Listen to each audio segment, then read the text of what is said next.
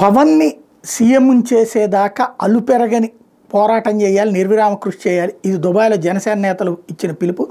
పవన్ కళ్యాణ్ ముఖ్యమంత్రి చేసే వరకు దేశ విదేశాల్లోని జనసేన కార్యకర్తలు నిర్విరామంగా సమిష్టిగా కృషి చేయాలని జనసేన పార్టీ నాయకులు పిలుపునిచ్చారు. గల్ఫ్ దేశాల్లో జనసేన ఆవిర్భావ దినోత్సవాన్ని ఆ పార్టీ అభిమానులు ఘనంగా నిర్వహించారు. ఈ సందర్భంగా యూఏఈలో జరిగిన సభలో పార్టీ ఇన్ఛార్జి కేసరి త్రిమూర్తులు మాట్లాడారు. ఆంధ్రప్రదేశ్లో జనసేన అధికారంలో భాగమే కానీ పూర్తిస్థాయి అధికారం పార్టీది కాదన్న విషయాన్ని నిత్యం మన్నం చేసుకుంటూ పార్టీ అభివృద్ధికి పాటుపడాలని జనసేన గల్ఫ్ జాతీయ కన్వీనర్ చంద్రశేఖర్ మొగళ్ళ పిలుపునిచ్చారు. ఈ సందర్భంగా ఏర్పాటు చేసిన ఇఫ్తార్ విందుకు దుబాయ్తో సహా వివిధ ఎమిరేట్ల నుంచి పార్టీ కార్యకర్తలు హాజరయ్యారు. ఉమెన్లో పార్టీ కోఆర్డినేటర్ చందన రామదాస్ అధ్యక్షతన ఆవిర్భావ సభ జరిగింది.